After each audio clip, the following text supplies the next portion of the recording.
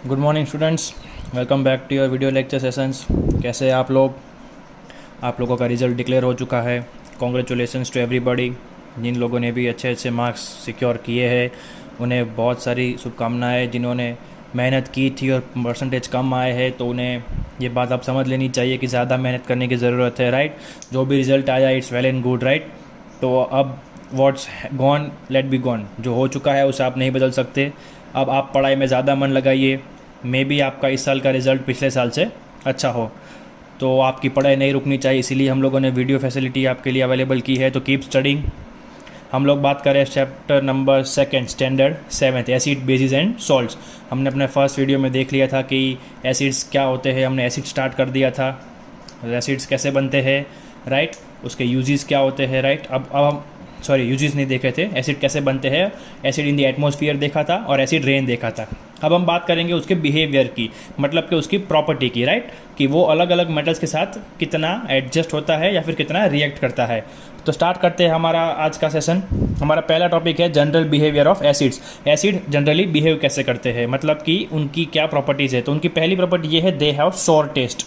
मतलब कि वो टेस्ट में कैसे होते हैं, खट्टे होते हैं। वो हमने पहले ही देख लिया था जब एसिड स्टार्ट किया था कि भाई वो खट्टी चीज़ों में प्रेजेंट होता है। Lemon, tomato, right. इन सब चीज़ों में क्या होता है, वो प्रेजेंट होता है।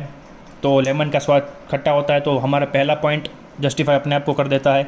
दूसरा हमारा पॉइंट है, they turn blue litmus red. अब जब हमने चैप्टर स्टार्ट किया तब हमने 5 इंडिकेटर्स पढ़े थे, राइट। उसमें हमने एक लिटमस पेपर भी पढ़ा था।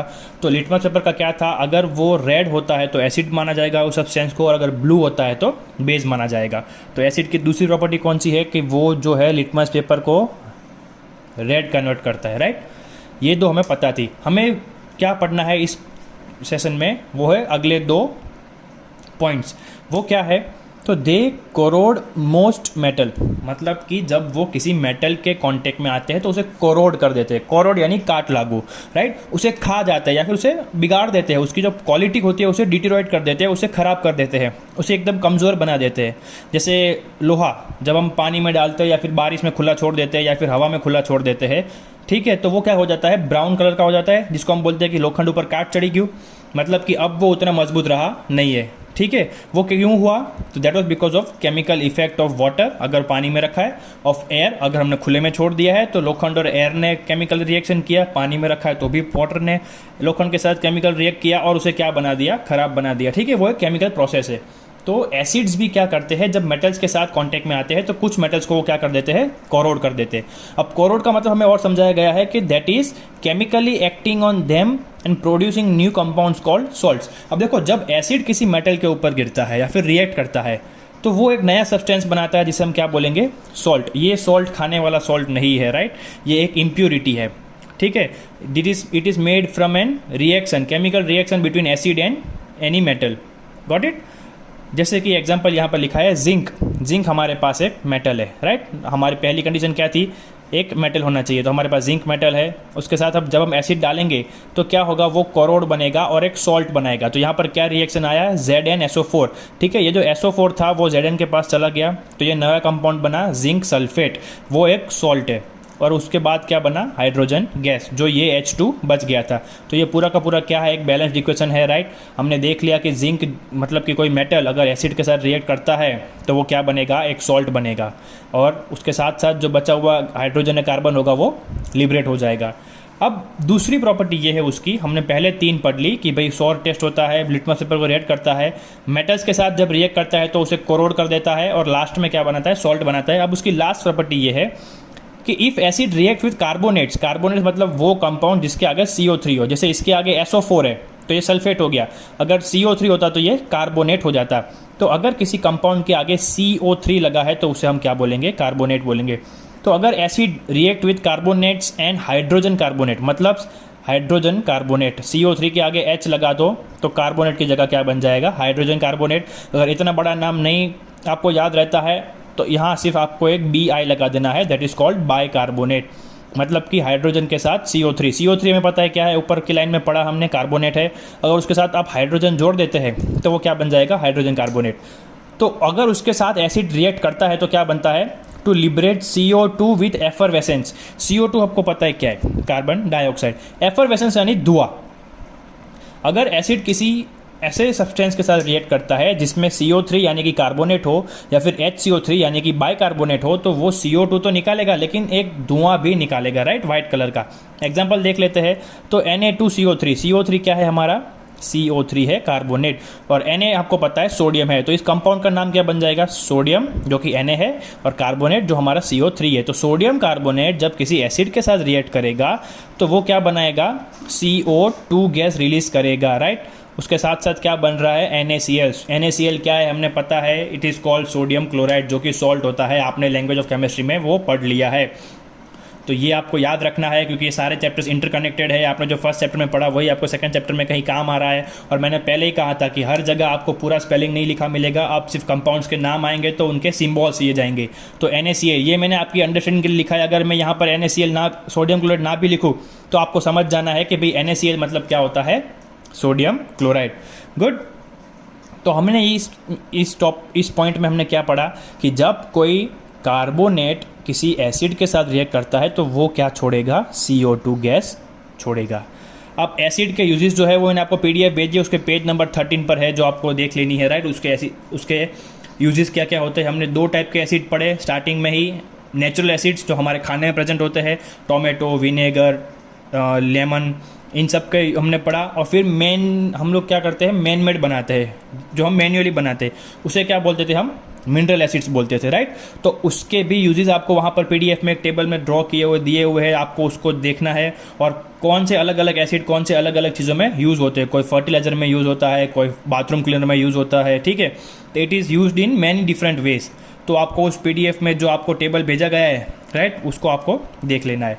अब हमारे चैप्टर का दूसरा नाम है बेसिस। हमने एसिड यहाँ पर ख़त्म कर लिया। हमने एसिड कैसे बनता है वो देख लिया। नॉन मेटल्स को, ऑक्साइड्स को हम पानी में डालेंगे तो वो एसिड बन जाएगा। फिर हमने उसका बिहेवियर देख लिया, एसिड रेन देख लिया, उसके यूजेस भी आप PDF में, बुक में देख लोगे। अब हमारा नेक्स्ट टॉपिक है बेसिस। तो बेसिस क्या होते हैं, तो bases are compounds that react with acid to form salt and water.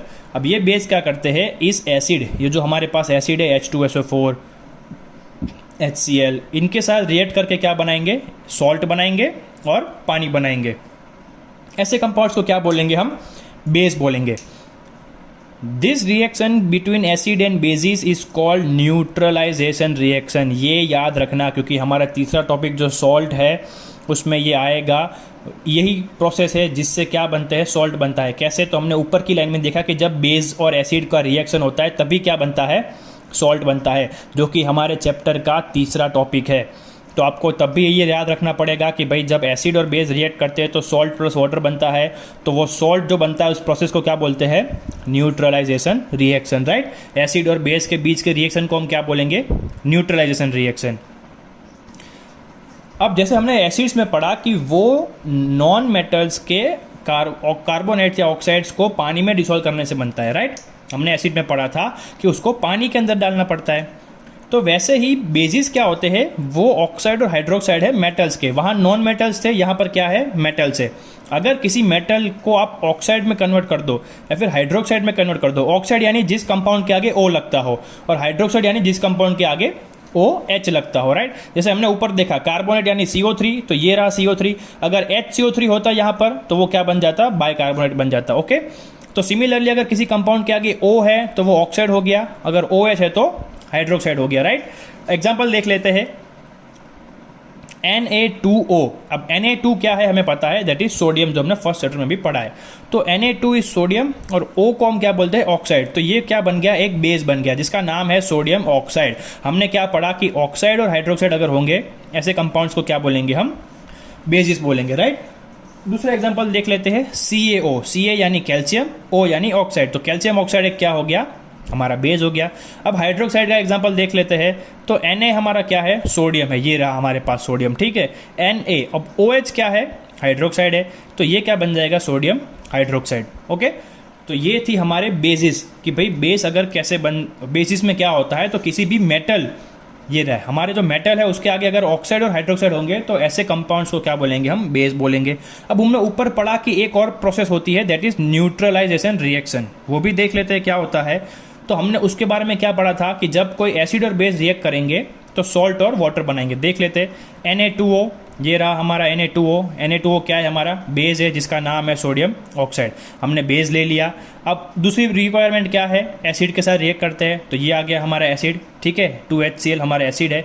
अब क्या बोलता है रूल कि अगर कोई एसिड और बेस रिएक्ट करेंगे तो सॉल्ट और पानी बनाएंगे, तो ये आ गया हमारा सॉल्ट 2NaCl, सोडियम क्लोराइड, जो आपको पता है आगे हमें फर्स्ट चैप्टर में पढ़ा, उसे क्या बोलते हैं? सॉल्ट बोलेंगे। और दूसरा प्रॉपर्टी क्या था? वो पानी बनाएगा H2O, तो ये आ गया हमारा H2O, राइट। अब अलग बेस और अलग एसिड के साथ रिएक्शन देखते हैं तो भी ये प्रोसेस जो है वही की वही रहेगी। मान लो हमने Na2O की जगह क्या लिया? NaOH लिया, सोडियम हाइड्रोक्साइड लिया, और HCl एसिड की जगह हमने लिया H2SO4, सल्फ्यूरिक एसिड, तो भी रिजल्ट क्या आएगा? हमारा सेम आएगा। Na2SO4 क्या है? सोडियम सल्फेट, एक सॉल्ट है, और 2H2O हमारा क्या है? पानी है, राइट। तो ये थी हमारे बेसिस की जनरल इंट्रोडक्शन कि भाई कोई भी मेटल के आगे अगर ऑक्साइड या हाइड्रोक्साइड होता है तो वो हमारा बेस होगा। बेस और एसिड के बीच में जब रिएक्शन होगा तो वो क्या बनेगा? सॉल्ट और वाटर बनेगा। उस प्रोसेस को हम क्या बोलेंगे? We call it neutralisation reaction. अब बेसिस को आगे थोड़ा डीप में देखते हैं। तो अब हमारा अगला टॉपिक बेस में है आल्कली। अब आल्कली किसको बोलते हैं? तो वो बेसिस जो सॉल्यूबल इन वाटर होते हैं। Bases soluble in water are called alkali bases, ALKALI, right, alkali bases. अब जब आपको आगे के चैप्टर्स में अगर कहीं पर वर्ड आए आल्कली, तो आपको तुरंत से स्ट्राइक होना चाहिए कि ये एक बेस है जो कि पानी के अंदर डिजोल्व हो सकता है। अब उसी तरह एक और टॉपिक है कॉस्टिक आल्कली। अब ये आल्कली और कॉस्टिक आल्कली में क्या डिफरेंस है? तो ये आपकी स्किन के ऊपर जब गिरेगा ये बर्न्स करेगा, राइट, आपकी स्किन को जला देगा। They can cause Burns on your skin. ये एसिड पानी के अंदर होता है डिजोल्व, ये भी पानी के अंदर डिजोल्व होता है, लेकिन जब ये एसिड आपके ऊपर गिरेगा, बेस आपके ऊपर गिरेगा, तो आपकी स्किन को कोई इफेक्ट होगा नहीं।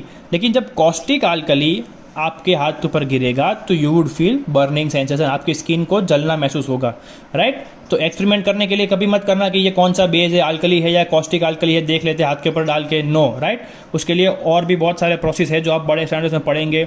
अगर आपको किसी, और हमें पता है हमारे घर में बेस कौन कौन से है, साबुन, टूथपेस्ट, राइट, इन सब चीज़ों को हम लोग चैप्टर के स्टार्टिंग में देख लिया था कि हाउस होल्ड में हमारे पास बेसिस कौन कौन से है। तो कभी भी किसी बेस या एसिड को अपने हाथ के ऊपर गिरने देना नहीं है। अब हमने आगे देखा कि किसी भी मेटल के आगे OH या किसी भी मेटल के आगे O ऑक्साइड और OH हाइड्रोक्साइड लगाएंगे तो वो बेस बन जाएगा। लेकिन ये बनते कैसे हैं वो देख लेते हैं। How are they formed? तो ये O और OH लगते कैसे हैं? तो वो अलग अलग 3 प्रोसेस में लग सकते हैं। पहली प्रोसेस है by direct combination of metal with oxygen. किसी भी मेटल का ऑक्सीजन के साथ आप कॉम्बिनेशन कर दो तो उस मेटल के आगे क्या लग जाएगा? O लग जाएगा ऑक्सीजन का, और वो बन जाएगा हमारा बेस। एग्जांपल देख लेते हैं, हमारे पास Mg है, मैग्नीशियम, उसको हवा में ऑक्सीजन मिल गया तो वो क्या बनेगा? 2MgO। हमें तो O चाहिए पीछे, तो वो हमारा बेस बन जाएगा। मेटल है हमारे पास मैग्नीशियम, हमने दोनों रिक्वायरमेंट फुल कर दी, तो जब हवा में ऑक्सीजन और मैग्नीशियम मिलेंगे तो मैग्नीशियम ऑक्साइड बनेगा जो हमारा बेस है। ये थी हमारी पहली मेथड।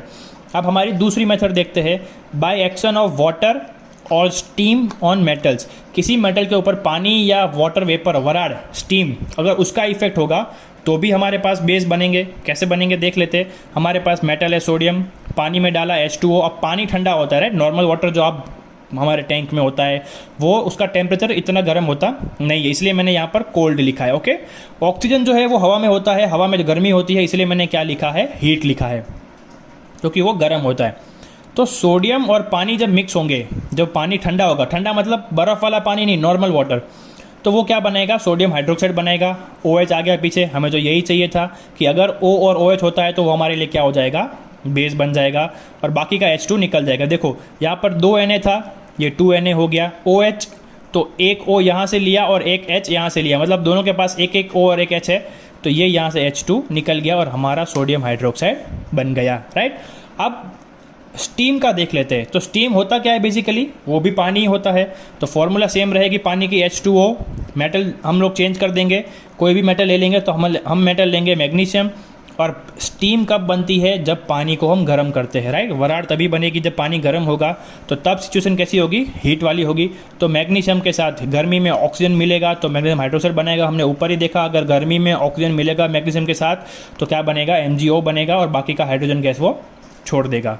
हमारी तीसरी मेथड है by having metal carbonates, right, by heating metal carbonates. हमने देखा कार्बोनेट्स किसे बोलते हैं आगे के टॉपिक में, अभी जस्ट जब उस पेज पे थे हम तो क्या था, कार्बोनेट मतलब जिसके आगे CO3 हो। अगर ऐसे कंपाउंड्स को भी आप गर्म करते हो तो वो क्या बन जाएगा, it will change into CaO, right. तो हमारे पास CaCO3 है, कैल्शियम कार्बोनेट जो कि एक कैल्शियम मेटल है, और कार्बोनेट हमारा CO3 है, उसे हमें गर्म करना है तो हमें CaO मिलेगा, Ca और सिर्फ एक O, राइट। तो इसमें से एक O निकल गया, अब क्या बचा CO2, तो वो निकल जाएगा यहाँ से और हमारा जो बेस है वो हमें मिल गया, राइट।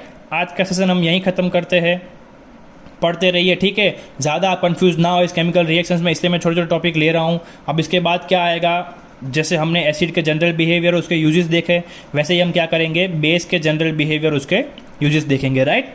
और उसके बाद हमारा लास्ट टॉपिक जो है वो सॉल्ट ख़त्म करेंगे। तो आज का होमवर्क आपको यहाँ नीचे लिखा है, वो आपको मैं पढ़ देता हूँ। Write down general behaviour of acids. Acid के जो हमने जनरल बिहेवियर 4 आगे देखे वो आपको लिखने हैं। अगर बुक में से लिखना नहीं है, मतलब ये वीडियो में से, तो आप PDF को रिफ़र कर सकते हो। मैं आपको सजेशन दूंगा कि आप PDF में से वो 4 पॉइंट लिखें, राइट। यूजेस ऑफ एसिड जो आपको PDF में मिल जाएंगे, पूरा टेबल आपको बनाना है मिनरल एसिड और नेचुरल एसिड्स का, वो भी आपको वहीं से मिल जाएगा PDF से। व्हाट आर बेसिस, तो बेसिस क्या होते हैं वो आपको लिखना है। तो हमने जो बेसिस के फर्स्ट लाइन में देखा कि बेस जो एसिड और बेस का रिएक्टेंट होता है और जो सॉल्ट और पानी देता है वो हमारे लिए बेसिस होते हैं, तो आपको वो लाइन लिखनी है। फिर है व्हाट इज न्यूट्रलाइजेशन प्रोसेसेस, तो फिर आपको लिखना वापस से वही लाइन लिखनी है कि when acid and base react salt and water are formed, this process is called neutralisation process, right. आप PDF भी रिफर कर सकते हो डेफिनेशन के लिए, वहाँ पर दी हुई है ब्लैक लाइन में। और लास्ट में है हाउ आर बेसिस फॉर्म, तो इसी पेज पे हमने 3 टॉपिक देखे थे बेसिस कैसे बनते हैं, तो वो आपको तीनों के 3 लिखने हैं। Got it. मिलते हैं अगले चैप्टर में, अगले वीडियो में अगले टॉपिक के साथ। तब तक goodbye, keep studying, thank you.